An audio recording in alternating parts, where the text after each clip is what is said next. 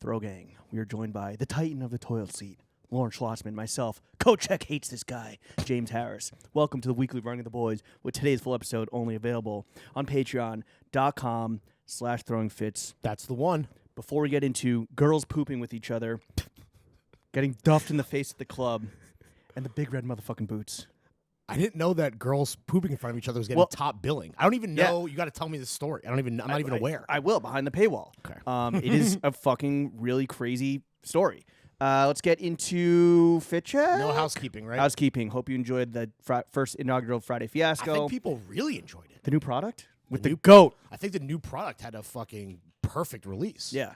Those are exciting. Like, we're already brainstorming. Like, we have crazy guests coming up. We're already more, like, enjoying the brainstorming of, like, who to have on Friday Fiasco, I feel like. Yeah, because it's the chill, hangout vibes, and then it's just like, I think I'm using the phrase friends, new and old, but it's mainly old friends. Well, no, and new. Yeah, I guess actually, you're right. Mostly new. I just think that's also like, plays into why the vibe is so positive, because it's like just hanging out with a friend. We're just monetizing that friendship much like we monetize our own and have been. And to be clear, we've only released one, so it could be a fantastic disaster.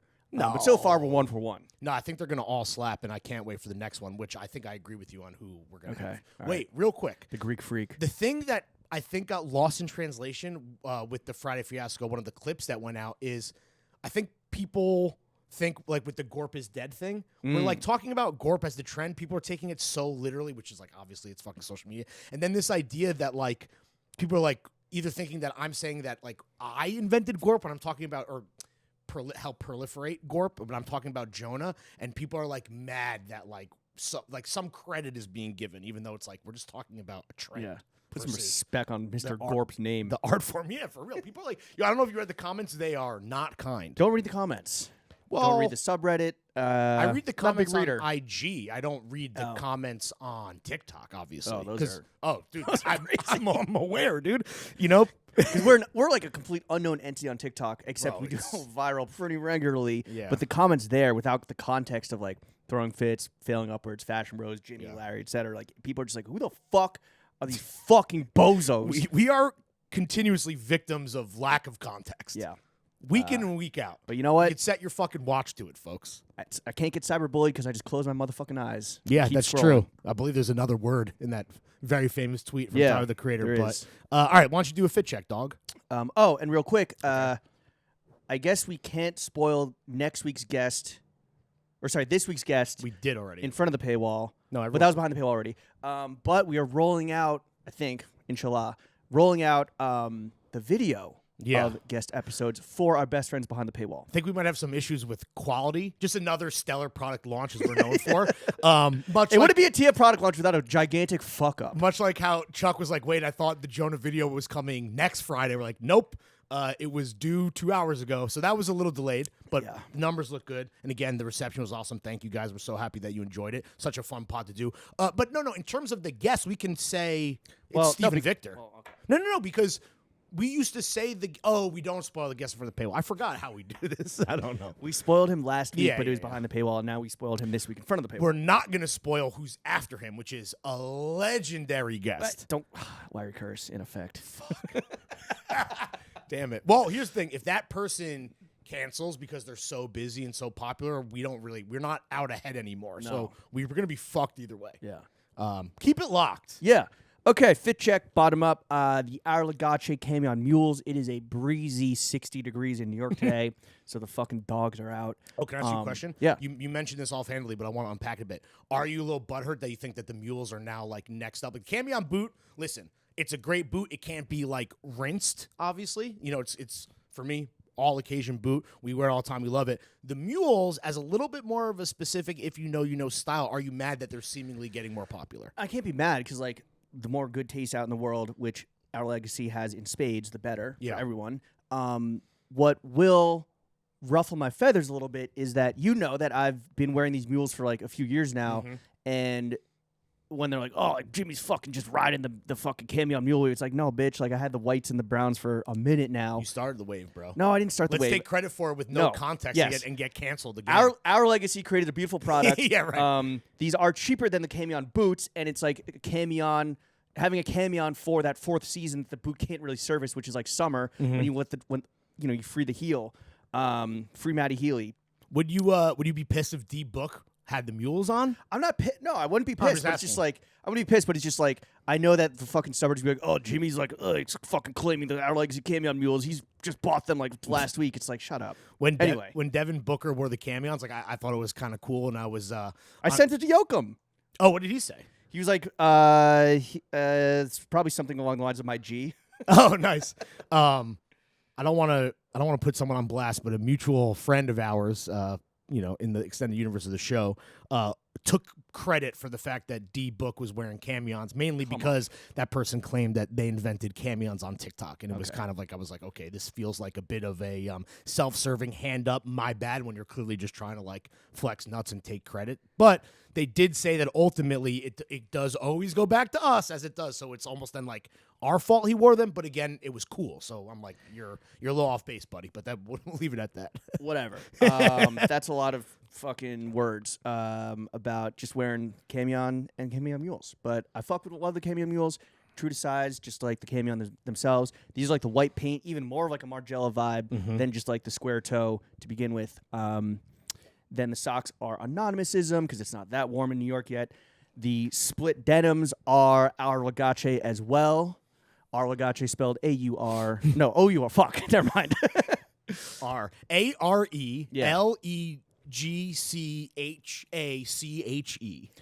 Vintage. I know we talked about this a lot, but it's like this is the Our Legacy John where it's like it looks so fucking weird, and then you finally get your hands on them. And like novelty denim, that's our shit now. Apparently, dude. Apparently, or like alternative vintage Levi's jeans is something that you and I are definitely getting into for sure. We had a full conversation about like, is there going to be a weird denim renaissance? And a lot of people use Legace, the various third cuts that are out there as like evidence of that. But like, I feel like that, and what I said to you was, I feel like this also goes back to like raw denim and what Andrew said, like popping up. I think people like vintage 501s are great. We love them. We wear them all the time. Or in your case, also silver tabs. Like, I think people are just like, yeah, what's the next thing? Yeah. Not trying to, again, look like a statistic. And I think weird jeans might be on deck to have a big, quote unquote, big year in our world. Weird jeans trend of the year. Yeah, dude. Yo, weird jeans, dude.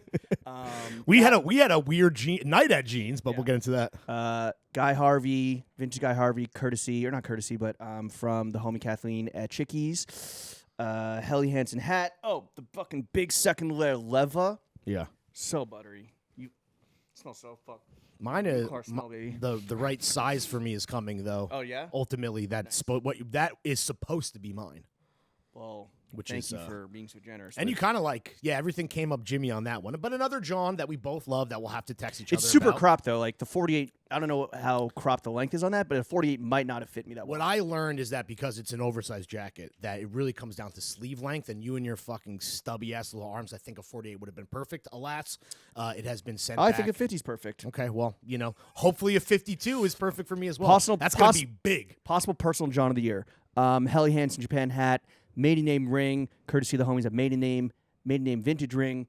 New Sun Buddies glasses. Oh, I saw that. That Simon was like, I just reacted like, yo, what model are these? I want to buy them. He's like, say less. I'll just fucking send you a bunch. Sick, dude. Don't know when they're coming, but shout out somebody's best value in the eyewear game. Absolutely. Shout out the Malmomies. Hanes Boxers, sipping on a Diet Pepsi, and Greenpoint's Finest. Some guys, speaking of somebody's, like obviously, not obviously, but ASAP Nast collaborated with Warby, and Jenna got me a pair, and she's like, oh, could you like promote these? And I'm like, of course. What's good for the goose is good for the gander. I love you. Say less. And some dude hit me up, be like, I think you should stick with Sun Buddies, bro. I'm like, my wife works for Warby Parker. I'm literally being a good husband, and then I think then he realized the error of his ways. When is she going to get us Nast, bro? You asked that, and I'm like, if you think that Jenna has a correspondence with Nasty Baby, crack in the sock 90s baby, whatever the fuck he calls himself when he is rapping, you got another thing coming. The loafer inventor. Yeah, I think it was, Chrissy Miller, like famous New Yorker downtown. She's married to whoever was the main dude in Kids. Leo, what's his name? Lousy Leo. Yeah, he was in a Palace ad and shit. I think she's the one that like liaises with people like of this caliber, and Jenna is just like the logistical genius that makes it all happen. So I don't think that there's really anything for her. There's no way for her to necessarily reach out to Nast on behalf of. Did she put you on Flow Team, or did you just post like the ones that she had? No, they was flow team. Oh wow, it was flow. Yeah, right. But again, just trying to help out. Trying to help out my wife. Thanks for putting your husband on the flow team list. And thanks for everyone for criticizing my wife's hard work. What are you wearing, Lawrence? Today, your fit check. I wore crushable Gucci sleds to the crib that I stole from our boy Danny. Gucci sleds definitely in the building. Yo, I see the Gucci sleds. Yo, Gucci sleds definitely in the building. I see the Gucci sleds. Oh yeah, Clinton Hill in the building. Dude, I hate that guy so much. Fuck. I'm not supposed to be negative. My bad. No, those are the crushable Gucci sleds that I stole from Danny. Danny Lomas. Oh, that's right. Yeah. Stolen. You're tap dancing your way across Shoreditch, man. Yeah. I am wearing Manresa socks. Thank you, Mike. I love them. I am wearing Our Legacy Workshop Dickies collab pants on the ass.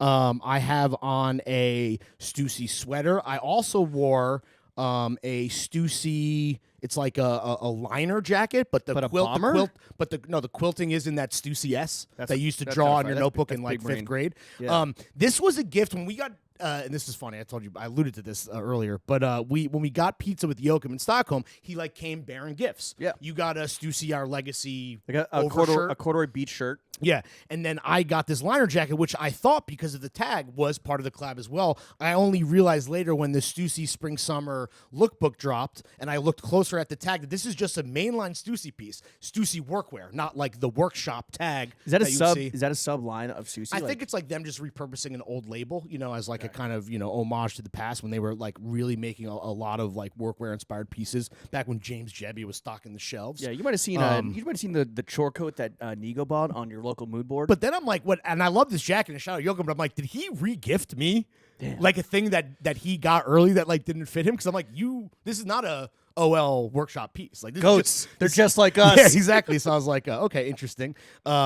I got the rollie on the wrist. I got the wedding ring on the thingy. I got wifey on the pinky. I got New York adorned in the lobe, and I got the fresh scumbag fade, courtesy of our boy Rob McMillan at Mildred, New York, the best white barbershop in the 7 realms. Which honestly, this, I had a fucking pretty shitty week, and sitting down with Rob and not just you're down bad all week. Yeah, and I don't want to talk about it on the podcast. You called me a bitch at dinner on Thursday or Wednesday. Sorry. Did I? Yeah. Well, you probably deserved it. I kind of deserved it, and then I told you to stop muling and trying to look big, trying to look hard in front of our boys. But anyway, not only was the cut great and lifted my spirits, but just the conversation in the therapist chair. I needed therapy. It, bro. I needed it. And while your boy is still recovering because you earned it, and I was playing I'm an emotional guy. I was playing defense. I felt like all week. I was like, nah, Larry's feeling a little vulnerable, a little emotionally delicate. But anyway, let's reel it in a little bit, boys. Shout out to Rob for the cut and the conversation. As always, I am wearing Supreme Hanes on the cock and balls as well. I forgot to mention that. And sipping on Greenpoint's finest. What were the sunglasses? Sun Buddies. There you go. Shout out to Mount Mummies. All right, let's get into the meat and potatoes of this week's Boys Only. This is day one of a new era for me, which ended. I just went through like the most decadent, and I'm not saying this in like a flexy way. Like I feel like fucking absolute shit. Yeah, the most like decadent, gluttonous, 5-day run. Because there was just a whole conflation of like events, dinners, friends obviously in Super town. Bowl, people in town. Wednesday we went to our favorite Tribeca two-piece. Nancy's the Cop Bar. Oh, right, of course. Discovered the fucking hipster island in the treehouse up there. I didn't know that existed. So I did. I had never been into the treehouse, but like, and now that I've been up there, like it's kind of cool until you realize like you can't stand up straight. Yeah, because you're gonna smack your head, which I did do, and then you gotta like descend and ascend to get rounds. But yeah, I knew that was up there. I had just never been like I want to go to the treehouse. There's like a clear tarp like covering the window, so there's just like condensation beating down it. It's pretty gross, but like. I mean, it's clearly that's where like the ad agency motherfuckers that work down the street go, and then like the cops and the narcs stay downstairs. The appeal of Nancy's, and it was when my boy Dave, who I think I've talked about in the podcast before, I definitely have, Dave. When he's in town, he used to at least stay in Tribeca, and I would always meet him there. That's how I kind of found out about it, because I'm not like normally really in Tribeca if it's not to just get brunch at the Odeon like a fucking fake rich guy. But the appeal of Nancy's is that it is the shittiest bar in Tribeca. Yeah. It is absolutely atrocious. Priced accordingly. Shuffleboard, which is nice. Shuffleboard's fire. Yep. Budweiser's, glass bottles. sometimes like the thrill of like playing behind enemy lines, you know what I mean? That kind of like adds to the allure. They're one of the few bars that like still exist where there's like great riffraff in terms of regulars. Yes. And I don't mean like, cops or whatever, but just like, creatures, dude. And you love a creature. Love creatures. Yeah, I'm sure when we come through the door looking like we do, we're creatures in our own way as well to those folks. So yeah. It's a two-way street. Okay, then we went to Frenchette with the lads from Mr. Porter. And plus.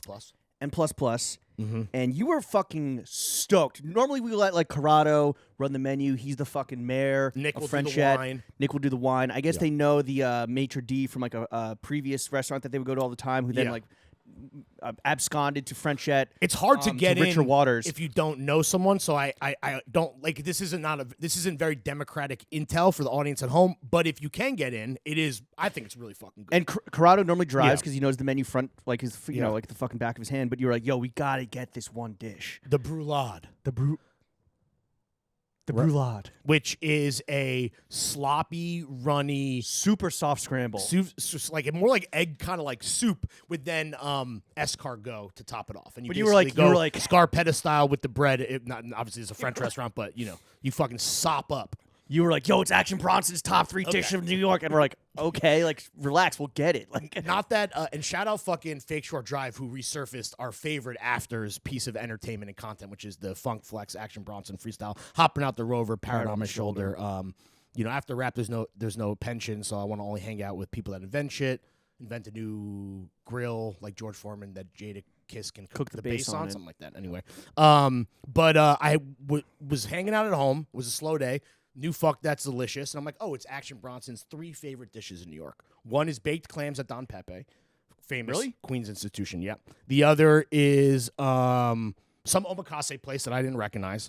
And then he said that the brulade at Frenchette was, in that unranked top 3. So I had just seen that, and I was like, yo, we gotta fucking order it. I thought it was good.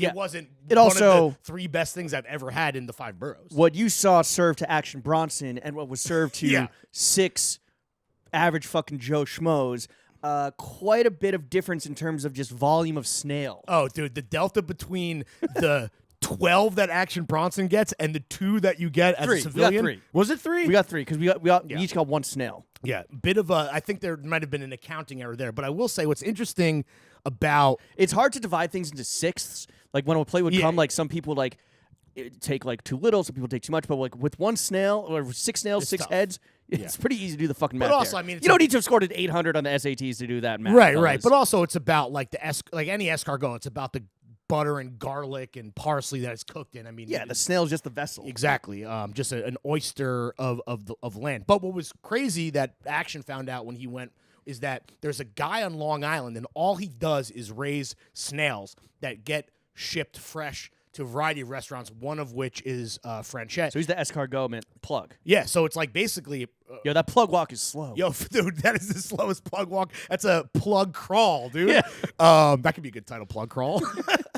Also, we'll leave it at that. I don't know what we're going to get to on this episode. But so this guy, the snails are free range, free crawl in the garden. They only eat basil, and they get shipped out fresh like every day. And it was delicious. I mean, the whole meal there, that's not the kind of food, like higher-end French bistro fare that I am, privy to. No, that I am drawn to. But it always hits every time that we go. Okay, this is getting real fucking snobby, but it is, a 5-day run of gluttony. I'm really sick of like the trend of French food, of like French bistro, brasseries, like high-end shit in restaurants. Like if I have to get another fucking steamed fish with beurre blanc, like I wouldn't even order that. Yeah. But that's like what, I mean, there's so many. There's, Corner Bar, La Rock, whatever. But Frenchette still fucking hits. It really does. And I guess just a little more of a twist on like the actual classics than just like serving up just like French food, which is like, here's some cream, here's some fish, absolutely. Here's some bread, go crazy. Real quick before we talk about like the rest of your gluttonous week, do you want to talk about reservation culture or the reservation that we punted from last week? You had a bone to pick. It feels like, especially in the winter now, especially now that everyone is fully back outside, reservation culture is just like running rampant. Where going to dinner is the new going to the club. Of course, right? That's where you get the fits off. That's where you get your fucking social media off. Whatever. just the other weekend, like for men of a certain age. Yeah, just the other weekend, like me and my girlfriend, we were like, all right, let's it's Friday night, 7:00. Let's go to like a few restaurants, a few solid options here in Greenpoint that we know and love, that have always been like accommodating and like accessible. Get to one, they're like, oh, it's like a hour 45 wait, and this is like not a hyped spot. It's small, but it's just like a neighborhood spot. I'm like, hour 45. I was like, what about at the bar? Like, is it first come first serve? They're like, no. The bar seats are reserved too. That's fucking crazy. That is insane. One of my favorite restaurants in Brooklyn, Hearts, which is part of the Servos restaurant family of restaurants rather, does that as well. And as much as I love places that are clearly also going down this road, we need to change this policy. That should not even remotely be on the table. No pun intended. The bar should always be first come first serve. Reminds me of, in my opinion, in my humble opinion, as a cinephile, reminds me of the Adam Sandler Blastic Punch Drunk Love or Spanglish. Literally last week you're like, bro, you know in Punch Drunk Love and I'm like, what? No. And where Adam Sandler's a chef. But you were thinking of Spanglish. Yeah, and he's like, like the staff's all excited, like, we got the 5-star review, everyone's fucking loving it, it's packed. We got reservations like 5 weeks out. He's like, what? No, leave some chairs open for walk-ins. Yeah. And the doesn't exist anymore. Right. And the one thing that we should also demonize publicly is that this idea of now reservations have become financial instruments that people are flipping on the secondary market. What are we doing, people? Yeah, that's insane. That there's apps for this. We've created financial instruments out of like time spent eating food together. And apparently this is only becoming a bigger trend. When you and I were looking this up because we were trying to, and I don't remember the name of any of these apps. I mean, why give them any oxygen on pod? But I saw some headline that was like New Yorkers flipped reservations into $20 million last year, something, which it's New York. Like, you know, like if it was ever going to be a crazy figure anywhere, it was going to be in this fucking city. But what is happening? It's one thing if it's like happening to the Carbones, sure, of course, and the Frenchettes and the grills of the world, which we'll get to. Yeah. But like the fact that it's like running rampant in your neighborhood local spot is fucking crazy. It's really unfortunate because it's like, all right, like can't support. Well, not that they. I mean, it's great that they maybe are like busting out the ass of customers, but it's also that people are just like doing blanket reservations, exactly, and then just picking and choosing and sniping their way with no intention of going to any of these places. So the solution ridiculous. is that as soon as you make a reservation, I think a $10 fee should be more, like a little deposit, a little safety deposit should be more, depending $10 on or $20, depending on the party, and which sometimes you do have to do. And then that gets taken out of your bill at the end. Yeah, so a lot of times it's like, oh, you'll be charged $35. You're placing a hold. You'll be charged $35, $50, whatever, if you cancel like. But within the hour of the reservation or don't show up. But I think there should just be fucking blanketed across all like resi, open table, all that shit. I think we're in agreement on this. And even though I'm not as big of a foodie as you, like there's places that like I want to try.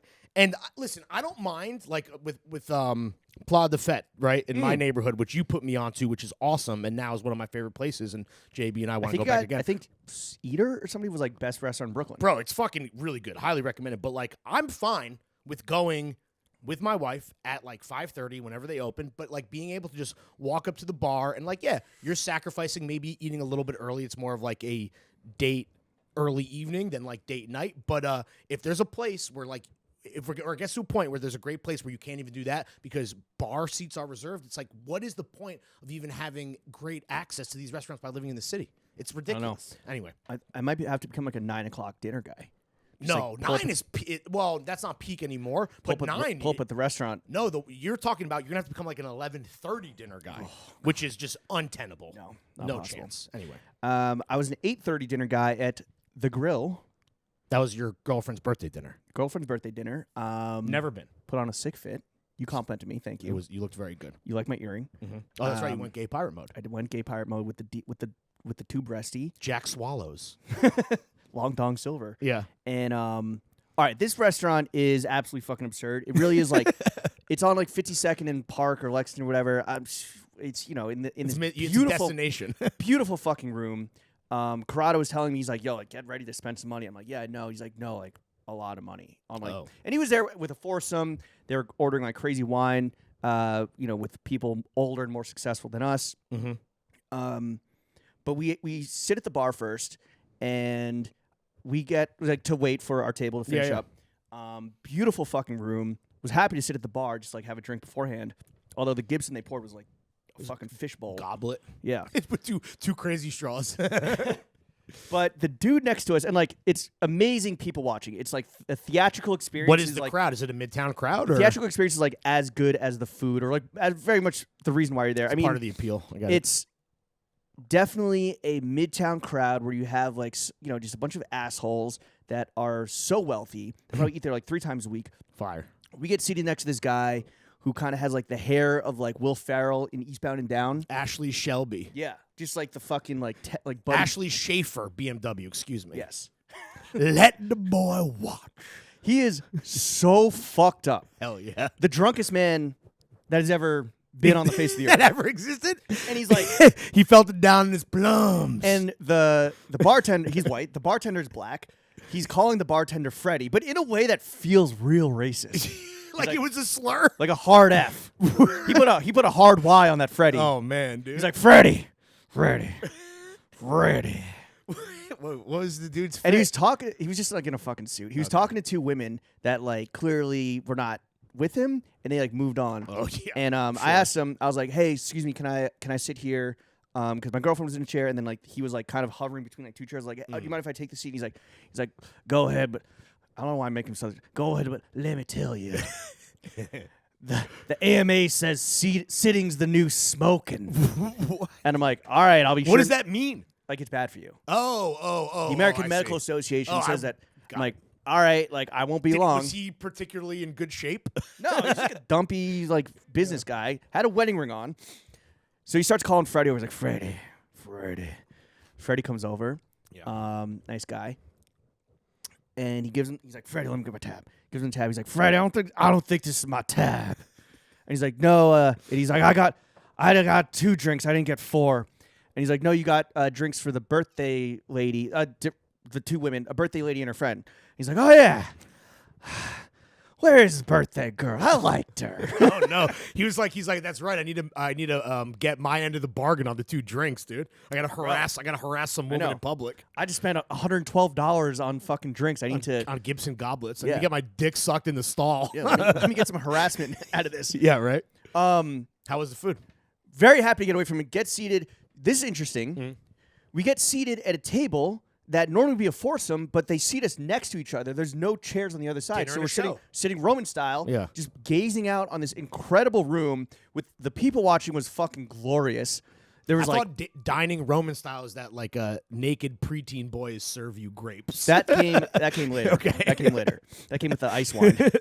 Roman style. So I have a Gibson, which is a vodka, vermouth, and just like an onion, and Yeah. like pickled onion brine instead of like it's what chef orders. Okay. Oh, he's a Gibson guy. Huge fucking pickled onion, which was great. The lady You next, showed us a picture. It was like neon pink. yeah, the lady next to me is like, "Excuse me, may I ask what fruit is in your drink? It's beautiful." I was like, That's a damn onion, lady. It's an onion. It's an onion. Was she She was repulsed? so disappointed. She's like, "Ow!" She was so disappointed. She thought you were having like a passion fruit margarita. Instead, it's like this motherfucker eating onions. Yeah. Was it good? The Gibson? Yeah. It was fire. Eventually, I love pickled onions. Sure. Who doesn't? Well, besides that woman. It took me multiple courses to finish this Gibson because it was so. Also, we ordered wine, which I'll get to. But by the time I just got to onion, I like took a big chomp out of it, and I was like, "Oh fuck!" I wanted to like slice it up into little like slivers to eat with the steak. But this is a very intimidating room for, especially for like to do shenanigans. It was not That's a very like a shenanigan if that's how you ultimately want to garnish your steak. eating your garnish. I mean, I don't know, dude. It was a very like the waiter was very accommodating. I think he wanted to fuck us. Oh, that's right. You said you might have been tip baiting. Being extra fucking saucy with you and your lady in an attempt to get 30%. Yeah, but again, like... Did it work? Yeah. You're there for the theatrics of the room, of the fucking, like, crazies and the bozos. This woman just had her dog with her. Oh, nice. That's repulsive. Yeah, I'm a dog disgusting. guy. You're a dog guy. You can't bring your dog in a fucking restaurant. No. Wait, like holding her dog? Yeah. Was she feeding her dog food from the table? I'm not sure because they sat at, like, a different area of the Dude, room. that is some old money out of pocket bullshit. The food was really good. what their IG moment food is. They get this fucking like medieval press, and throw a bunch of like duck meat and with the bones and like vegetables and oil, and they like spin the vice and just crushes it. And the juice, the duck juice that comes out, they show it to you. You're like, all right, cool. And then they like bring it back to the kitchen, then bring it out with the pasta, and it's like a broth in the pasta. It's fucking fire. Ooh, a little so ducky in brodo, as they say, exactly in the old country, dude. Wait, that's kind of gross. They're just smushing like bone juice. Yeah, and wait, that's what that big. Like it's like a gigantic, it's like a press colander thing. I don't even know what you would call it. It's like a press. Sure, it's a press. So like he's spinning it and it's moving it down. He's just pressing. When the I juice out of the saw bones. it on IG, obviously like you said, Instagram moment, I'm like, oh, they're making like a salad dressing table side, but that's like legit. They did that. I mean, they have like a little salad, fucking blah blah blah. Damn, this place sounds fucking fire. It's honestly really good. You're gonna spend a lot of money, but like what really fucked me was the wine list. It's this thick. I shit you not. It is this thick. Yeah, a Bible. And they have the Som comes over, and I'm like, where do I start? He's like, what do you like? And I didn't want to be like, something like light, juicy and light, and you don't want to come crush. Off like a fucking narc. I was like, yeah, like drinkable, like maybe like, bro. I opened the book to a random page. There was a $175,000 bottle of wine. Magnum, gotta be 3 liter. Still though, why? Why? What's 175,000 divided by 3? Still a lot of money. Yeah, so like that for a 1 liter was fucking more nuts. than 50 Gs. Yeah, more than 50 Gs. Off 60 the Gs. dome, 60 Gs. Off the dome. Just under 60. 60 Gs. Yeah. You know math. So he's like, I'm clearly like, I'm trying to say like I want a cheap bottle, but without saying I want a cheap bottle. Right, He's like, oh, New World. Let's go New World. I'm like, yes, great, fire. I was like, California, yeah, right. Oregon, yeah, fucking Idaho, whatever. The New World. What is he, fucking Christopher Columbus? He's like, oh, based on what you told me, I would maybe with this $400 bottle of wine. I'm like, there's got to be cheaper options, right? I was like, yo, how do I price sort low to high on the wine list? Right. Or pull the move that you did at Horses, as we said on Pod, where you were just drunk enough where you straight up go to the Som. We're broke. Yeah. So embarrassing, dude. But yeah. Wait, so how much was... All right, how about this? I don't want to... Unless you want to be totally there are 2 bottles of wine. Yeah. The only bottles of wine I could find after like flipping through the fucking America section where there was a one... there was a 1 in front of it, and it was 3 digits. Literally, the 2 cheapest bottles of wine I could find, it was like $180 and $195. That's still, I mean, you're talking $200 bottle. Absurd. Yeah. So I was like, oh, like this one sounds good, and it's like, I think it's good actually, but it's called Orange Swift, like not a sexy name, right? Just not like some guy who's in, but a name I think I recognize country. from like Napa Valley or whatever. Right. I would hope if you spent almost 2 fucking bills on it. I told you how much the Frenchette bill was because I ended up peeking. Did you end up spending close to that just on 2 people based on $400 on wine off rip? $200 wine. No, we got. I thought you said you got 2 bottles. Sorry. No, we got 1. Oh, okay, bro. We did not crack the Frenchette bill. Okay, probably for the best. It was a very expensive dinner. It's a special occasion. I got a fit pick out of it. Ooh, the lighting. That's right. The lighting in the bathroom is phenomenal. You're a selfie fit picker now, which yeah, because like whatever it takes to get you on the fucking board, dude. Let's go. Yeah, exactly. But it was great. It was definitely recommend for like a super special occasion. Mm-hmm. The theatrics are second to none. Obviously, if you get taken there on a fucking like business lunch, go. Dick sucking Ron went, and he was sitting. Lawyer lunch. He was sitting 2 tables down from Roger Goodell. Yo, like, that's the commish. That's the Shield was definitely in the Shield. The Shield was definitely in the building. The Shield is definitely in the building. Oh my god, dude. That's the fucking type of place it is. Wow, dude. Yeah, you feel like dining with fucking it's Goodell and Rob Lowe. Yeah, having a fucking dinner together. Yeah, but was able to thankfully get out of there in time to join up with you and a merry band of ruffians, British orphans and ruffians. Yeah, Mickey Down, one half of the industry squadron, Shut up, Mick. was. I guess he was here. Well, he was just here with his wife on vacation. Vacay. Yeah. Unfortunately, we missed Daisy because Daisy is with child, so she had to go back to the plaza and crash early. I will say, I know you had a good time at dinner, and not to put you on blast. When I saw you, first of all, even just texting you, you're at that phase where you were just like you were fixated on something. I know you're drunk when you're fixated because you don't. You you already have bad short-term memory. I have bad long-term. I was basically I was caught in a hyperloop. In a Jimmy feedback loop where I was like trying to. You know what got me? Ice wine. Oh. I ordered the ice wine as a little dessert drink. That's and like, I feel like you did that recently at another place too, which I'm not into it. No, I got Montenegro Amaro at Frenchette. Nice. Just like a floral Amaro. Ice wine, you don't really see that much, and I guess there's like 2 types of ways to do it, but you don't really see it that much. I was like, yo, I need to get this. And it's like super sweet, but it's super alcoholic, which you forget about. Right. I will say that we must be on the same wavelength because I went to the Odeon with Jen on Saturday, and I got an amaretto, which I normally never do, which also I feel like for me at least was influenced by Mick and Con. When we saw them, I was like, because the after dinner beer, the Delany movie that we've been talking about, we were doing that at Frenchette. But well, you did that. I went with the Montenegro. Oh, you ended up. The Montenegro. Got it. I thought you got a crispy pills afterwards. I got one to start. Oh, okay. So I kind of flipped it. I put my thing down, flipped it, and reversed it. You flipped the script. Yeah, dude. That after dinner drink, a lot of fucking. That's a good decision tree where you could have a lot of fun options. Absolutely. But we met up at Vaughn on Bleecker Street. Was it like a wine? It's a wine bar. It's a wine bar. And there's like dancing downstairs. Really? Rough. Well, you didn't go, dude. It was a rough fucking scene. Well, mainly because the average age, I felt very old, especially on the dance floor. That seemed to where all the fucking the youngins were going. Okay. But anyway, yeah, that night. I mean, the most notable thing is we have to say what happened to Mick. Well, before that, super unfortunate. Before that, there was a lot of violence that night. The first blow was a literal one where I farted on you. Oh, yeah, dude. I'm sorry for that. No, it's fine. And then the weirdest, talk about disrespectful, dude.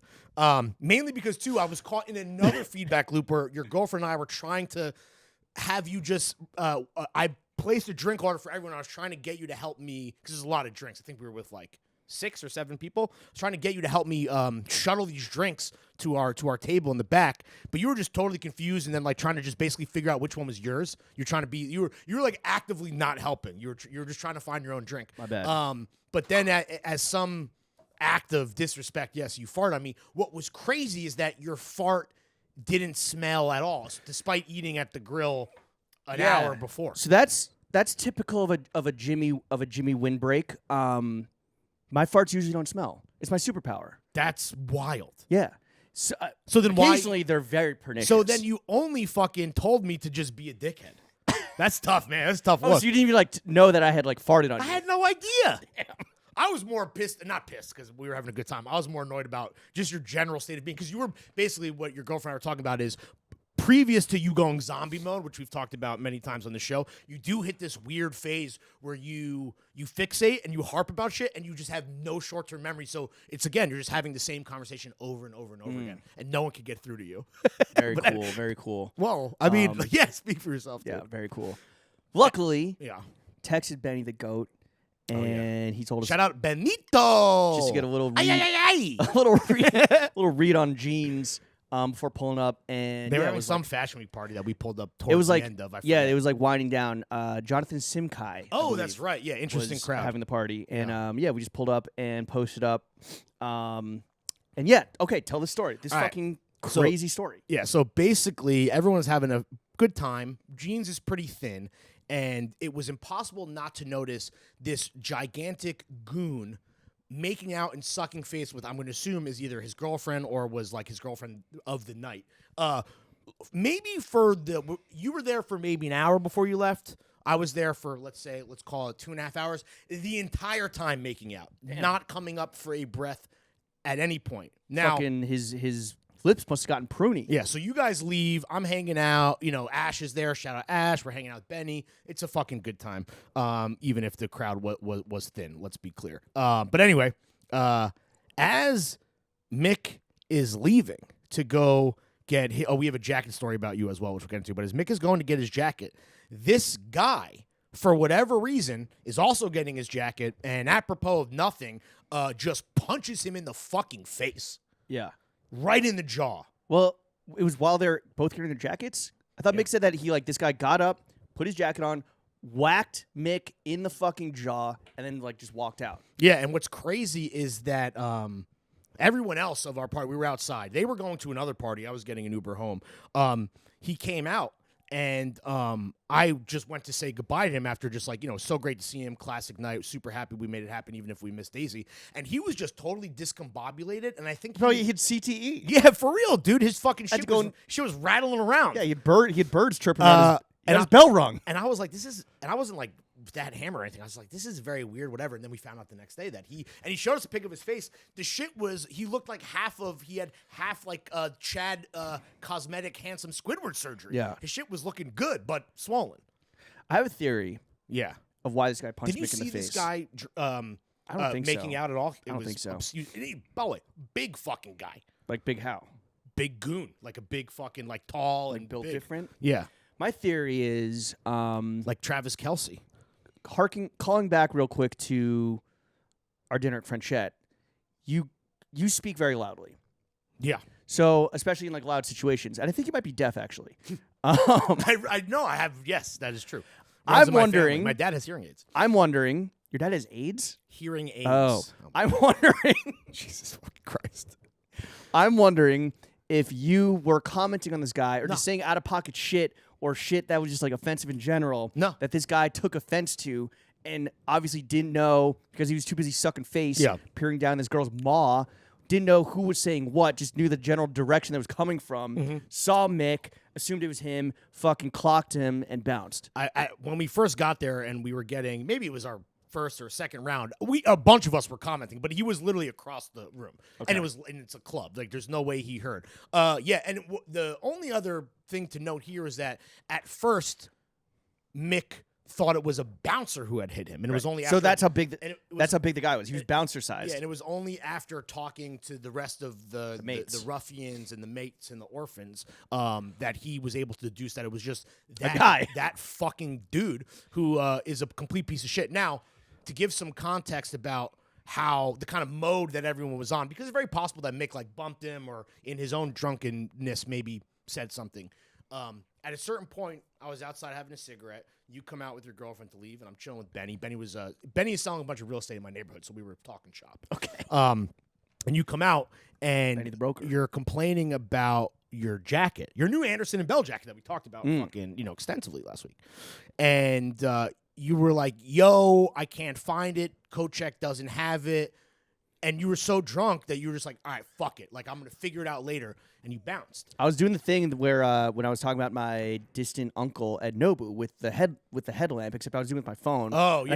I felt very self-conscious about, like, having my flashlight on at the club. Now, the reason you couldn't find it in the coat check is because you seemed to forget that memory. It wasn't coat checked like a civilian. You got the VIP treatment. Benny took your coat and put it in like the staff area. So later that night, when I went to Benny, I was like, yo, it's kind of crazy that James's coat has just got jacked or stolen or missing. He's like, what are you talking about? I'm like, you remember that conversation outside? He's like, oh, I thought he was doing a bit because clearly I put it away from him. I had a whole discussion with him about it. Like he was like, remember, you're not going to have a fucking tag. I put it away. So I got your jacket and I wore it home and I brought it to you today. Thank you. Appreciate that. I'm too goated for my own good. Too fucking vipped out, bro. Talk about act like you've been here before. You were a mess. Too vipped. Yeah, but anyway, that was an interesting night. Honestly, I felt bad for Mick. Imagine also you're waking up, of course, and your pregnant wife goes, "Oh, how was last night?" And you go, "It's funny you asked. I got punched in the fucking face." Well, also not a great look. He went to the grill the next night, and he legit was like, "Yo, it hurts to chew." Yeah, and he was like on a slew of like hitting New York's finest in terms of like the grill. In terms of Popeyes at the Plaza, Polo Bar. Yeah, that's right. Yeah, he did get Popeyes. I mean, Popeyes will cure anything. True. Yeah, bro. I mean, I hope he's good.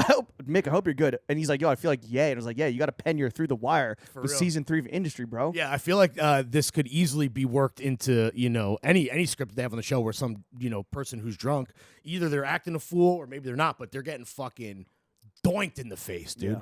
Yeah. Doinked.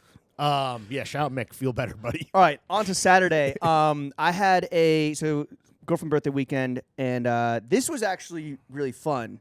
We set up, you know how Alex Delany, he does these like wine classes, and like to call it a class is like probably a misnomer because it's kind of just like a wine guidance session, spirit guide, where he spirits guide. Nice. He curates wine. Yes, wine is a spirit though. He curates. Yo, can you suspend disbelief for the pun, please? Please continue. He curates. I I don't know how many. I guess we had like 7 or 8 like bottles, but like doubles of them because it was like 10 people. And anyone can hire him to do this, right? This isn't like some special friends and family thing, or he's done a few of them. I think he like does them kind of sparingly. He does charge for his time and his knowledge and his labor, and also the fucking wine. Oh, which he then acquires and brings to you. He curates it. He goes out to stores. He's like, all right, and he kind of like walks you through. I mean, yeah, he brought over like a case of wine. Sick. Maybe even more. And he kind of walks you through, and it's like, it's whatever you want it to be. Like, you can ask any questions around, like, that's like one-on-one shit. I was asking questions around the etiquette, and I was like, yo, how do I navigate a wine list that is, like, intimidatingly priced? Yes. And ask for the second cheapest option without sounding like a fucking bozo. Without just straight up being like, I'm a brokey. Yeah, no, like, literally, what do you say? Yeah. And he was like, you know what? You should just be straight up and just be like, hey, like, I'm looking for something around, like, definitely priced on the lower. Honesty is usually the best policy. Yeah, that's why I said we're broke at horses. Which was a lie. We were flush. Not that month. Not last month. Ooh, last month was tough. No, but we were doing good in L.A. We spent a lot of money. But anyway, that's neither here nor there. Okay, so he kind of walks people through, and like again, there's varying existing levels of like pre-knowledge about wine itself. Mm-hmm. Like some people were like, I don't know anything. Like I walked in the store and I was like, hey, like I like Chardonnay. What's a Chardonnay? And they give it to me. Yeah, exactly. But it was a lot of fun. It was like casual. You end up drinking like 8 glasses of wine. Woo! The food was. This is a birthday party. Yeah, the food was fucking Popeyes out the ass, caviar and ranch on the Popeyes, which is like a pro move. Yeah, it's like a caviar and ranch, blackened ranch from Popeyes or Hidden Valley. No, not the fridge. Maybe it wasn't blackened ranch. Maybe it just was the Popeyes ranch. Isn't there ranch? No, maybe it was creme fraiche that I was putting on the Popeyes. I don't know. Normally it's caviar, creme fraiche, and a Ruffles. That's how I've done. I don't particularly like it, but that's how I've experienced it. I like Ruffles over Blinis, but like caviar and fried chicken apparently is a fucking thing. Yeah. WD-50, Wiley, whatever the fuck. That was like a thing that he came up with that long ago. It's not like a Momofuku thing. Anyway, fucking delicious. A lot of fun. But the craziest part of the night when we're like back the next day, like recapping the night, rehashing all the funny stuff that happened. My girlfriend has a roommate, and after the wine class kind of like wound down, drinks were still flowing. Delany was chilling with all his new best friends. Mm-hmm. They paid him to be there. Yeah, a lot more people. No, because his time ended at like 10:30. Oh, I'm sure the best part is then lingering as like the belle of the ball, even though it was your girlfriend's birthday. Yeah, but they invited a bunch more people over. Yeah. And I'm not going to put anyone on blast, but so 3 girls like went to the bathroom, including the roommate, who told the story. Is it like a younger person's apartment where it's a 1 bathroom situation? 2 bedroom, 1 bath. Okay. And it was like, just girly bathroom time, whatever. Of course. They all leave, but one girl pulls the roommate back in, and she's like, oh, like, can we, like, whatever, starts, like, reading text messages from her ex-boyfriend or whatever, sits down on the toilet, ostensibly to pee, but starts shitting. And shitting loud and long and real, unlike my farts, real stinky. Wait, the whole party was aware of what was happening? No, no one knew. But it was just the roommate and this girl and the shitter. She was shitting with company. She was like, please stay and keep me company while I dump out. In like a small bathroom. Like they were probably like this far apart. This isn't normal behavior. While reading like text messages from like that, she's like, oh, like, what do you think? What do you think? Please support me in this drama. I'm also going to just take a quick power shit. Yeah. The roommate is like, freaks out, like freezes up, has no idea what's going on, obviously. Like, this is not normal behavior, I don't think. So turns around and is just fucking chilling, like basically in the shower, trying to get physically far away from this girl as possible in this like tiny ass bathroom. Was the girl like drunk where she thought that this would be an acceptable move, much like punching a poor POC showrunner in the face? I don't know. But I guess that's not normal behavior. I mean, obviously girls piss together, but do girls shit together? Dude, that is insane. Yo, weigh in the comments. Do girls poop together? The couple of females that are behind the paywall with us, let us know. I don't know about you. I'm never trying to shit around anyone. No. I want to shit like Superman in the Fortress of Solitude if I could choose. I mean, like, with guys and like pissing and urinals. Oh, you want to talk about the Frenchette urinal situation? Oh, my favorite thing about Frenchette, and this might be a thing that registers with people listening. I have never seen this setup really anywhere else, where there's 2 urinals and they are across from each other so that you going ass to ass. You piss back to back, which I like really appreciated. You went down there with Daniel from Mr. Porter, and you said that was still weird. It's a little awkward. Not as awkward Just as like go ass to ass with your homie. The only weirder thing is if there's only this is in the scenario with 2 urinals, if they're then just right next to each other, because then it's like you and your boy, assuming someone's in the stall, just pissing. I'd rather do it back to back than just right next. The weirdest thing is if there's 3 urinals. And you go to like the far left one, and then somebody comes to piss in the middle. If they're one. doing that, they want to see your cock. They're cock watching. There's no other way. That's every. There's been 100 memes about this. That's just unacceptable. The craziest piss I ever took was.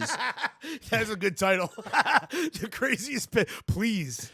Craziest piss I ever took was at a gay bar in San Francisco, where there's a trough situation. Well, welcome to Texas, buddy. I've been doing that for years. I don't think they have this in Texas. A mirror. Here. Got it. So that you can just cock watch to your heart's delight. Yeah. I mean, that's Austin. How was it? Were you? I was being watched. Like, and there are dudes in the bathroom just there to spectate. They're just chilling. That are just like, they're there for dinner and a show. How was the stage fright in that scenario? You're on the Summer Jam. You're on the Summer Jam peen, dude. I was like, you know what? It'd be weirder if I got weirded out. I'm just gonna fucking whip it out and piss and like. Show the goods to the 2 guys in the corner over there, and anyone else in the trough that has like the line of sight. What was their review? I don't think they tell you. Oh, this is like pre. I think they just like they didn't say anything, which I guess is a good sign. Sure, right. I mean, they're like, yo, your cock is trash, bro. I will say that, like, you don't say anything. Maybe they're being polite because you got a trash cock. But I would hope that if the reviews were good, little positive feedback, a little tap on the nut. Yeah. I think it's pretty, just like I think it's pretty clear a little salute. I think it's pretty clear that like I was a heterosexual male occupying a queer space. Yeah. By like just like my dress and demeanor. Sure. But yeah, it was. Was there ice in the trough? I always like that. I love pissing on some ice. Real classy. This is a British thing This too. was not. There was no ice in the trough. This is like a gay. This is like a biker bar. Yeah, like a gay biker bar. A lot of. I guess we're talking gay bars, British bars, and then Texan bars. Trough lifestyle. Yeah. Throw down the ice chips. Your boy is getting fucking streamy, man. But yeah. So girls shitting each other. Yes or no? I mean, I really have never heard of this, but that's got to be a specific scenario. But the shitter in this situation was like so unfazed and like so like. And the fact that it was like not just like she's a psychopath. The fact that it wasn't like a clean like quickie and like a long, like she imprisoned the roommate, like she was because you can't open the door because then everyone sees the shit. So the shitter. She was being held hostage. Yeah, that's not. There's no listen. I'm sure there have been people listening that for whatever circumstances. The craziest part, you've had to take a shit with somebody else. There's no way that's normal behavior. The craziest part. I don't see how it can get crazier. The craziest part is that the girl's dumping out. Reaches down into her fucking bag, pulls out a little vial, and like does a little like offered up a dookie bump. No wonder she's fucking shitting her fucking face off. Too much fucking blocaine. The dookie bumps though, that's crazy. That's nuts. That's a bumpkin. Yeah. Yeah, dude. Fuck. That's got to be to put a bow on this. That's got. Yeah, we can move on from this. That's psycho, unruly, narcissistic. I don't think it's. I think selfish it's just behavior. I think it's just absolutely. There's no way that whatever was happening, the drama with her ex-boyfriend, would be so nuclear that she needed an emotional support system while shitting her brains out. Yeah. Pick your fucking battles. And she chose like the roommate and her are not like that close. They are now. Yeah. If you've seen a homie's turd, that's a homie for life. A bond of butts. That actually, I don't know if we want to move on from. No, we should. A lot of toilet shit. Bro, I had a whole toilet fiasco when I hosted my Super Bowl party. I'm obviously not as a Jewish man whose Carhartts are routinely found around his ankles. I'm not the hand. Why you got to bring Jesus into this? Jesus was a Jewish carpenter. Damn, he's right. He might have been the only one. And my dad is actually really handy as well. Anyway, yes. Jenna is typically the project manager, of like home improvement shit. Of any home improvement stuff. She's the contractor, right? At some point a couple months ago, she mistakenly and stupidly put her hot curling iron down on the toilet seat. Very handy. And she melted it or part of it. So there's just like there's like a groove in the seat. on the seat cover, I should say. Okay. So we've obviously had people over since then, but for our big Super Bowl party that we were hosting, she was like, this will be a great opportunity for us to just replace this, right? And we have a Home Depot by us, so she goes out. I was doing some other cleaning, and we go to replace the toilet seat. Like most fixtures and hardware in my extremely gentrified building in Clinton Hill / Bed-Stuy, the way that the toilet was set up was just not done well. There came to a point where after we had removed the old seat that we were kind of in this limbo where there was still certain screws and hardware that were stripped, or this rubber stopper had congealed with the porcelain. Like, we couldn't even figure it out. Those rubber stoppers are a fucking bitch. Yes. We were at a point where we really thought that we were about to have 8 people over, and the toilet, that is the toilet that everyone uses, was just going to have no toilet seat. Which to me, normally I'll let it fly, let it rock, but I was like, and Jenna was like, yeah, it's going to be European style. I'm like, this is untenable. What do you mean European style? That's what she just said. She's like, Europeans have toilet seats. That's why I was like, all right, whatever. What if 2 European girls want to shit together? I think she was justifying the fact that, her idea to make the change at this very critical juncture of socializing, she was trying to just, I guess, like, do glass half full. Could you have taken the bathroom 2 toilet seat and put it on bathroom 1 toilet? No, it wasn't about that. We had another toilet seat. It was that the actual, like, the porcelain portion of the toilet, the body, had these, a screw and a stopper that just couldn't be removed. I figured it out. You know what you do? Well, okay, what do you do? With brute strength. Oh, I just fucking took a screwdriver. Because basically, we had to remove a screw that held in the old seat so that we could put the new seat and install the new screws.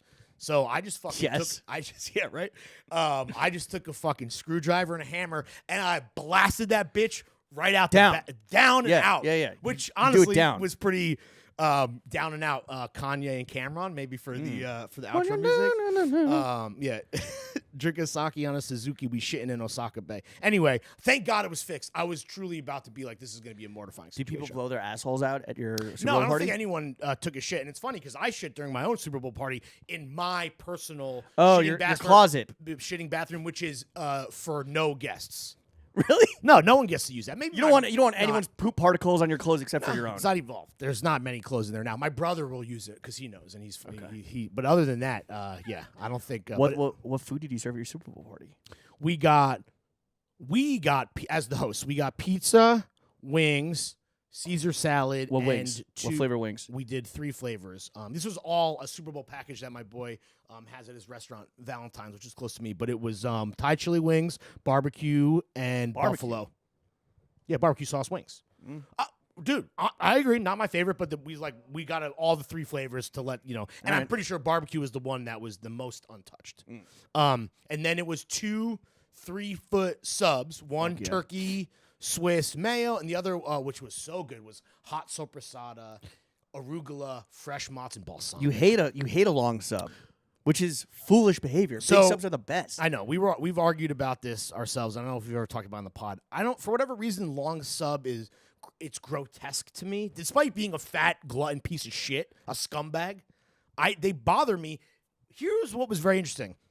Shout out my boy. The spread was great. Why do they bother you? Because of the excess of the sandwich. Because there's too much? It just bothers me the way it looks and it's so big.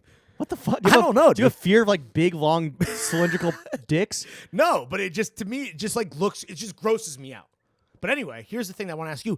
It came uncut. We had to cut them both ourselves. It came with toothpicks to hold it together, and I don't know if it's because we might have been the only people that went the long sub route, because I didn't see any, because I placed the order early and picked it up, and I wonder if they just like forgot that like I was coming at 5, and then we're like, oh, you're here, take it, but it wasn't sliced. See, that bothered me that I had to slice it myself. The fact that it's sliced, to me, that's a huge advantage of the big sandwich, because you can just take a quaint little, a dainty little piece, and not feel like a fucking myself. Yeah, you're a heel guy. You're a heel, not feel like a fat piece of shit because you're like, oh, I'm just taking a little sandwich, right. But then you have like 5 of them, and you've had like 8 inches of sub, but also because you can just take whatever you want, it's less likely to like slop out because it is just like a much more manageable sandwich than like a fucking actual like foot long or gyro. These were pretty diesel, so like there was we had meat busting out the sandwich labia regardless. I will say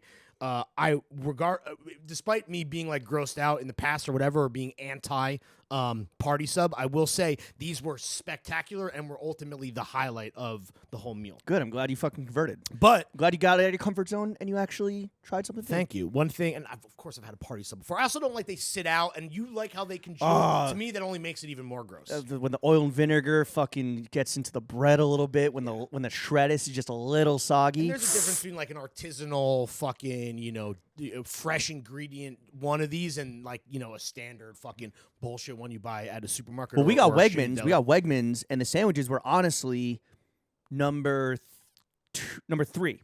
Yeah, that to me, and shout out Wegmans. I love Wegmans. You were not even privy of like all the fucking. I had no idea, but the whole we'll finish up with yours. But basically, the shit I was at was like basically mostly Wegmans. Catered by Wegmans. Yeah, which again you could do way worse. The one thing that we both independently brought up to each other when we were talking about like what the stars of the show were at either of these Super Bowl parties. My friend Libby brought buffalo chicken dip, which I feel like I've been underrating hard. It fucking slaps. Yeah. That's up there, bro. My guy Clark, who's from Rochester, just like a short drive from Buffalo. Garbage Plate City. Big Bills fan. He brought a buffalo chicken dip. We're like homemade. Nice. So fucking fire. He's like, yeah, I got lazy shredding the chicken, so it's actually like extra chunky chicken. I like that. Yo, my mouth is watering right now. Yeah. Just think of buffalo chicken dip, which I don't think I've ever actually had. Never? Maybe. You can get it cold sometimes at a supermarket, like pre-prepared, like chicken salad. Yeah, but it's better when it's hot and it's like bubbling, and there's like it's chicken salad meets nachos, bro. And there's like meets a buffalo chicken wing. Obviously, he had done little like discs of blue cheese, kind of like spread throughout, so you could go heavy on the blue, you could go light. Love it. It was so good that even the pescatarian who was there, he was like, "Yo, I gotta." He broke edge for the buff chick. I'm gonna go for it, and like if a stray piece of chicken gets on there, like fuck it, it's too fucking fire. You told me something though that is disgusting: is that people were dipping buffalo wings in the buffalo chicken. Yeah, that's a dick sucking around special. That's I mean, no surprises there, I guess. But that, knowing the culprit, that to me is just, even again as a fat piece of shit, that's overkill, bro. Yeah. For my Super Bowl party, not in host. What did you bring? I just brought beers. Oh, nice. Some Kyrgyz Ichibans. I can't find the rankings, but it was number 1 buffalo chicken dip, 1000%. Number 2 new king emerges. Number 2 was this ricotta lemon strawberry cake that someone baked and brought, and it was so fucking good. That's someone who knows they're a fire baker and is pulling out all the stops to like impress them. But it was like it didn't look crazy. But then I like ate something and was like, this is fire. I regret eating like sandwich number 2 because and like all the other shit because I was so full of meat because I wish I could eat more of this. Yeah. Then it was the sandwiches, which again were like kind of a surprise plot twist. No, the Wegman sandwiches were fire. Oh, but it was 3 only because there was such heaters above it. Yes. It was a victim of the roster. Yeah. It was like it would be a wide receiver 1 on any other team, but it's a T. Higgins situation. It's like it's number 2 or number 3. It was like A-Rod and the Yankees. Then wings, and then everything else, and then the fucking biggest. Tell me, last one, biggest fucking pulling up flop. the rear. These like TP, as you would say. So my friend Anoop loves ordering novelty items off the menu. Oh god, he's like, wait, pizza logs. So we ordered mad pizza logs. You know what these are? Of course, bro. Speaking of Rochester, it's closed now, but Brooklyn Hot's the Rochester themed restaurant. Is that a Rochester thing? Pizza logs? The guys who found it's a pizza egg roll. I love them. They had them at their restaurant. First of all, RIP to this place. It's the same dudes that own Radical Wine. You ever been there? It's those same guys. They're from Rochester. You can get garbage plates. You can get smash burgers. They have pizza logs. I had never had one before. I love them. They need to be piping hot. So I ate one cold. It was disgusting. Yeah, it was fucking it's like horrendous. Eating a cold pizza roll. Yeah. Wait, what? Like a Totino's pizza roll. Like, I'd never had a pizza roll. You've never had a Totino's pizza roll? I don't think so. It's like eating a cold calzone. Bro, yeah. I mean, yeah, it's not meant to be. It's not a thing Whatever, where I it's like fucking pizza where sometimes it's good. The delivery came. I walked in. I like opened the first box. It's pizza logs. I'm like, what the fuck is this? I did surgery on the pizza log, cut it open, confirmed that it did have pepperoni, so the poor vegetarian there couldn't eat them. That's a bummer. I'm they sad. Sucked. The pizza logs that I've had at this place, Brooklyn Hots, were so good and Jen and I were so impressed that we were like, yo, listen, normally, big mozzarella stick family. Normally, big egg roll family. We're like, the pizza log might be better than both those things. Damn. Potentially. Egg rolls to me are unimpeachable. But now this place is closed, so you can't get pizza logs. Unfortunately, down the street. It was victim to the times that we live in, and Brooklyn Hots will be no more. Radical Wine, thank God. Pizza logs ahead of their time. Still kicking. But the whole restaurant is Rochester themed. Right. I almost feel like you told me that Shantanu and all the fucking boys were like, they've gone to this place before because it's the only Rochester themed restaurant in the fucking city. They have, but I think they were like, why? But they were like, do that? they were like, you know what? Like a garbage plate when you're not like fucking blasted at 2 a.m. Like that's the ideal scenario to consume it. To have it sober or like soberish, and, like, I never just ordered one for dinner at like in the PM, like not the fucking way to consume them. Yeah, but I the think burgers were really good. I think most people that went there got burgers and pizza logs and the pickle platter and all this other stuff, but they had garbage plates. Sounds delicious. It was. You want to talk Rihanna? You want to talk Big Red Boots?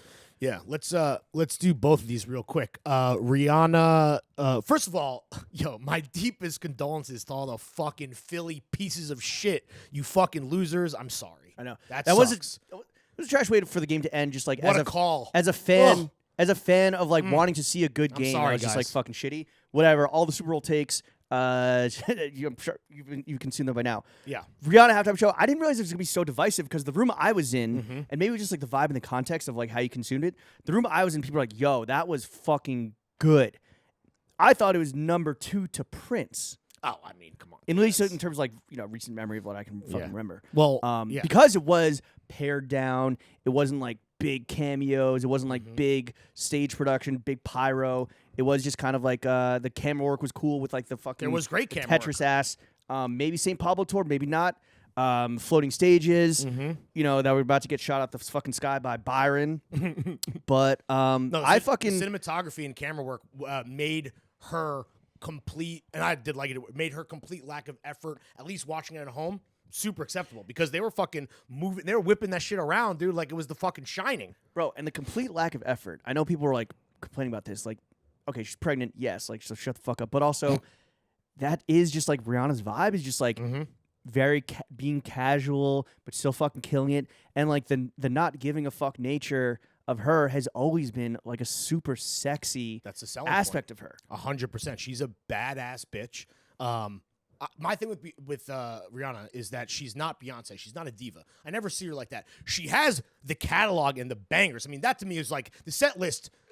Like, if you have anything to really... I did predict that she was going to start with Bitch Better Have My Money. I wish I had bet on that. Which is honestly my favorite Rihanna song. Really? Is fucking incredible. No, so my point is that I've always seen Rihanna, because of all the things you've mentioned, I've seen her more akin as like a rapper, in that her swag is hip-hop-esque versus like what a diva or pop superstar, Prince, Gaga, Beyonce, whatever. She's in a different category. So for me, this is like the kind of Rihanna show that I have come to expect and the one that I kind of wanted from her. Yeah. And I thought that the tunes, they speak for themselves. I thought it was perfect. Just hearing the fucking tunes, the medley of tunes, it was just crazy. You're like, oh shit, like she could have kept going for another 20 minutes. Did you think there was any chance that she was going to bring out whether it was Drake for Work or Jay-Z for Run This Town? I would have loved that, but I wasn't expecting it because if you're Rihanna, you don't share it. You don't share the stage. Well, the non-cameo was a fire flex. I did think maybe Drake because he was in town. But Drake needs to be doing his own halftime show. He was in town, but he's also like he's the only kind of name maybe worthy of like coming out to stand next to her, except for Jay-Z. And yes, even though Rock Nation produced this and he like booked it and whatever, there is like Beyonce Rihanna beef. Yeah, I don't know. That's why Solange kicked him in the elevator. No, punched him like Mick. Wait, it wasn't a kick. Wait, she karate kicked his ass? I think it was a kick. I thought she. It's because Jay-Z slapped him or punched him open hand. Whatever. Jay-Z and Rihanna used to fuck. They used to fuck, yeah. And I then thought this was over Becky with the good hair, which is someone else. They used to. That was a different indiscretion. They used to fuck. Jay-Z be fucking. And then at whatever Grammys, whatever, Jay-Z wanted to go to Rihanna's after party. And which is like a diss to Beyonce, and that's why Solange came up and just fucking, I guess, bitch slapped him, kicked him. I don't know. So Jay-Z groomed and signed Rihanna and then fucked her? I don't know if he groomed her. She was young when she was discovered, right? Mad young. Yeah, but I don't. Well, not she was of age. I just mean. But it's the like age umbrella difference. era. But also, I think that probably there was an age difference between Beyonce and Jay as well. Hey. Anyway, that's Hove. Also, he's both of them are Hove gonna Hove, bro. Jay-Z and Beyonce both gay. So who the fuck knows what's going on? Speaking of fucking, what blows my mind is that, shout out Rocky, right? Obviously, all the jokes. He ran it back with the baddest bitch in the game. How has Rocky, and shout out to him, apparently he's got super sperm. How has he not knocked up 1 million groupies? That man has more sex than anyone, maybe besides Drake. The fact that he, never got, shout out to the fucking guy. That's crazy to me. Dude, they're going to be, these kids, right, we were doing the math, they're going to be like true Irish twins. I mean, she literally had the baby and then immediately got knocked up, right? The math is crazy. Shout out fucking Rocky, dude. That Poom Poom 2 fire, bro. Yeah, right, dude. But I guess he did it. Super sperm. His sex tape leaked, right? Yeah, people were like, "Yo, stroke game mid." Well, people were criticizing the back shots, which, it's a small sample size. If your worst strokes leaked, you're gonna get a bad review. Yeah, I mean, whatever. Confirmed 2-time sex. But anyway, just ASAP shout out Rocky.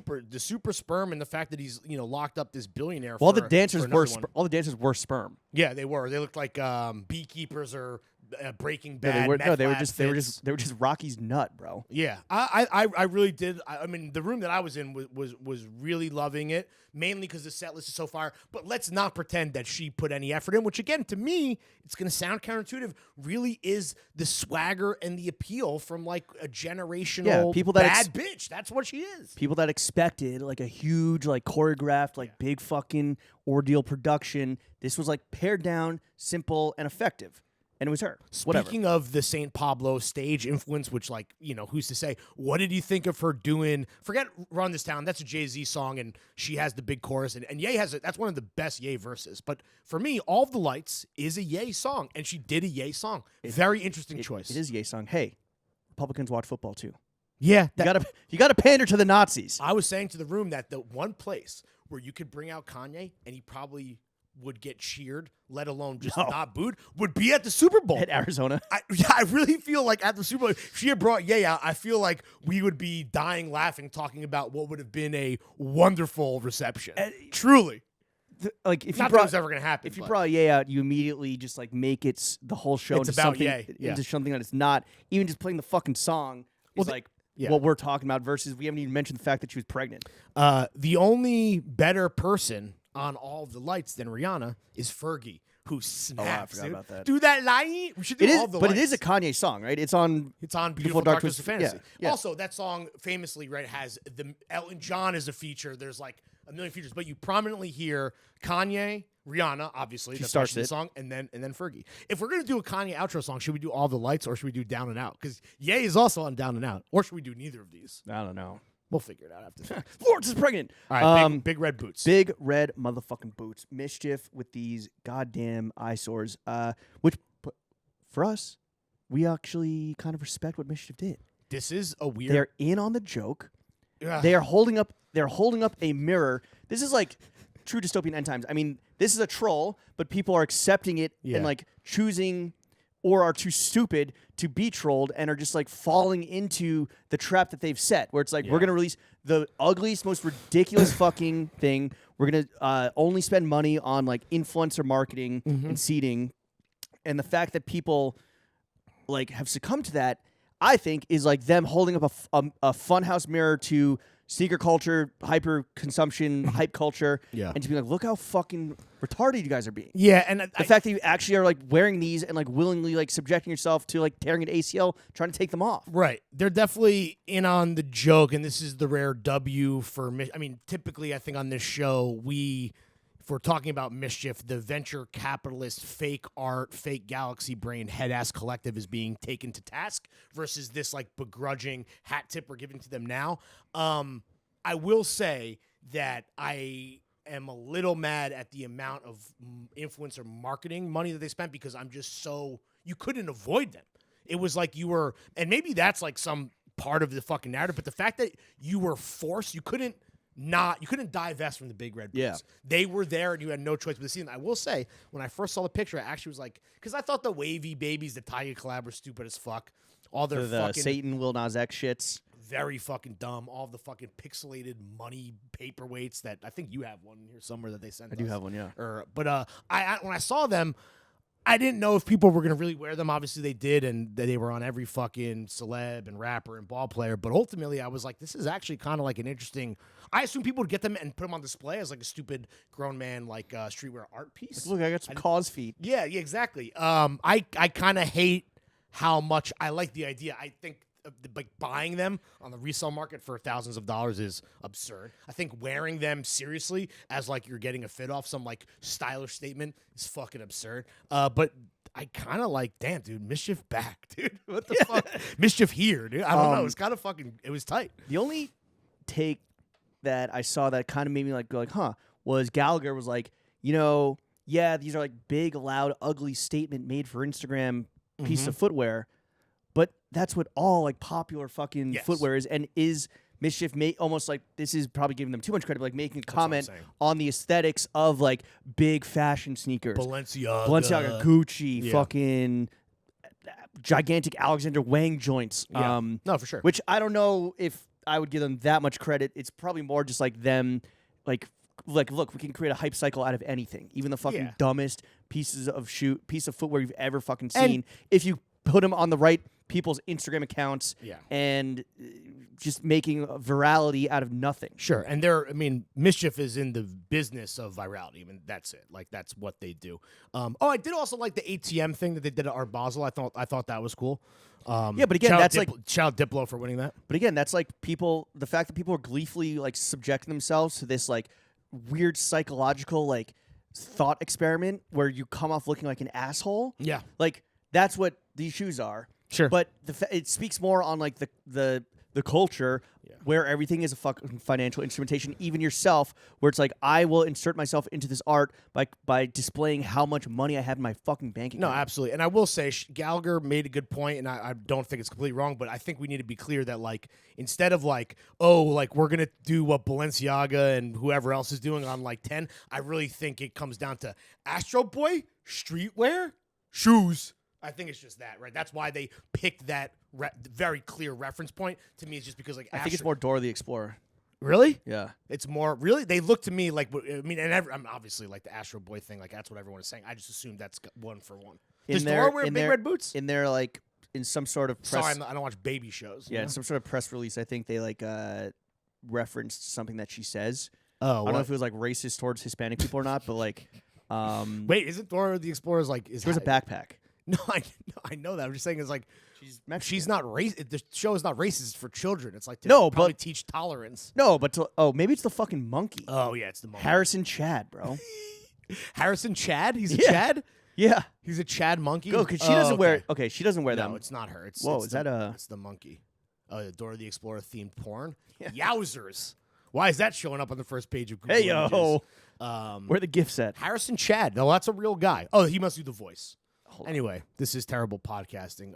This is just a fucking guy. Yeah, I think we were both independently of each other, like kind of giving MSCHF credit for the first time in a long time. And when we linked up and we're like, should we talk about this on the pod? We're like, yeah, let's give MSCHF flowers to some degree. I really think that outside of the there you go. But the way that the top and shaft paws is fucking it's Astro. I know. Maybe. Anyway, I think that we were both surprised to learn that independently we each were like, this is kind of sick. Well, again, it's just kind of like it's exposing the assholes, right? It's just like, look how easy it is to like trick people. MSCHF did a public good or a public service for the first time. Yeah, they fucking leaked the wiki tapes of the WikiLeaks of just assholes. Yeah, anyway, so WikiLeaks assholes. I don't think Speaking of assholes. Oh shit. Demna. Oh, we're gonna talk Demna. In his Vogue apology, real quick. This is real quick. I hate this shit. Super smart of him to do this right before the Super Bowl. Yeah. Super smart of him to do this with Vogue. With Vogue, who like were like, yes, sir, here you can have an apology. They did an anonymous backwards for him. An anonymous byline in Vogue. Yeah. Which like when that dropped, everyone's like, oh, of course. One, of course, in Vogue. Two, I wouldn't want my name anywhere near this. Yeah, like whoever did this, like for the salute for Balenciaga comeback story. Well, salute to the writer Vogue. Do you think anyone even did it? They literally sent him. It's like they let him write whatever he wanted, or he probably wrote the questions. Yeah, right, exactly. But it was okay. The general takeaway is that like he was like, I'm so sorry, but it wasn't me. He kept like hedging, where it's like I got, you know what it is? He got addicted to the clout. addicted to the fucking exposure and the clicks and the engagement of like doing a troll every single fucking time and doing just like a marketing stunt. And it was like, $5,000 garbage bag. This man's a fucking genius. Yeah. Which honestly, we're kind of like, that's how we're kind of talking about MSCHF right now. No, honestly, that garbage bag wasn't that bad of an idea, and the fact it was done like beautiful leather is kind of interesting. But he's like, yeah, I never wanted to get wrapped up in pop culture. Like, bitch, you were on like multiple episodes of the Kardashian show. You changed your name to Demna when Ye changed his name to Ye. That's your best fucking friend. Come on. You had Kim Kardashian walk in a show very recently. Kanye opened that show most recently, the Mud Show. I will say, it is offensive to read an interview knowing that he thinks that people are so stupid when he goes, I think it's time for me to get away from headline grabbing, controversies and viral moments, and let me just get back to making beautiful garments.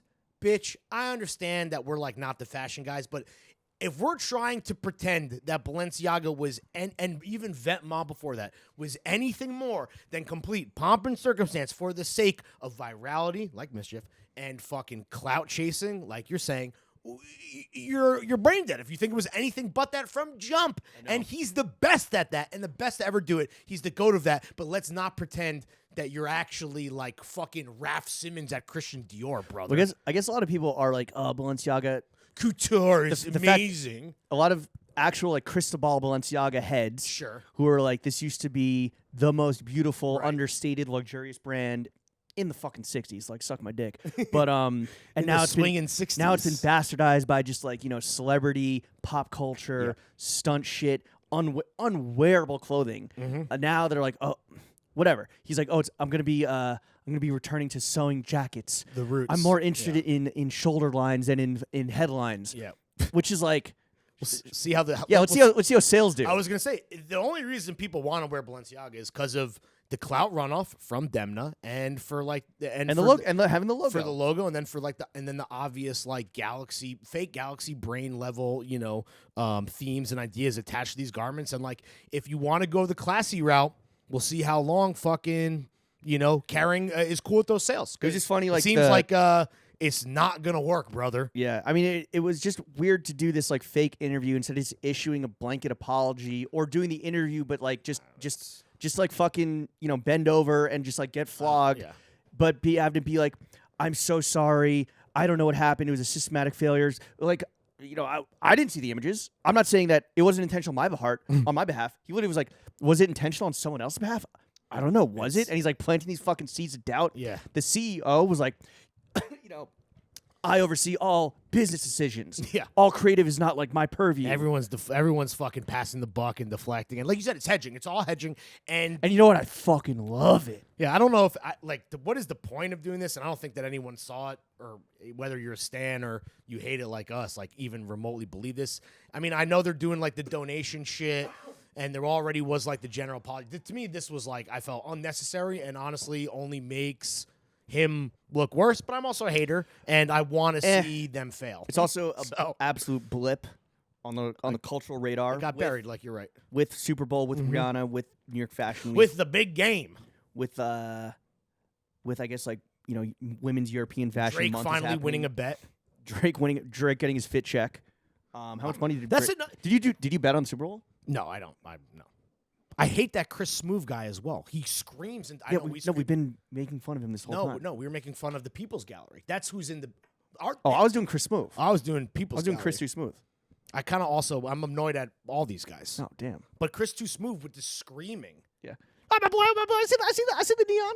I guess it was kind of funny that Drake shouted out the other guy who started the genre, the guy who planted the lowest hanging fruit, that icy guy, because that was the how much is your fit worth? At least that guy's British and sounds a little bit cooler. Anyway, I hate all that shit. We were the fit check originator. Okay. I'm being facetious. Yeah. Well, one day we'll get a $10 million chain. Until that day, this has been another episode of the only podcast that matters. Chef, take us out. See you guys next week. Bye.